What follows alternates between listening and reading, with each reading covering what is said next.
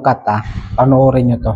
Kasi meron po nagko-comment dito sa comment section sa mga reaction video ko na may cut daw. Kaya parang hindi totoo. Ito nga pinapakita ko patungkol dito sa ating mga small mining mga boss. So nakikita nyo yan mga boss. Dito si Angkol kumuha lang ng buhangin dyan sa nasikuhan. Ayan o. At tinalagay niya sa kanyang birik o dulangan. So ito mga boss, wala tong cut. Kaya panuorin nyo hanggang dulo. At saksihan nyo kung meron bang laman na ginto itong kanyang kinubuhangin dito sa nasikuhan mga boss. So pinaprocess na nga dito ni Angkol dinudulang niya na. Napakagaling ni Angkol gumano no. Umayag.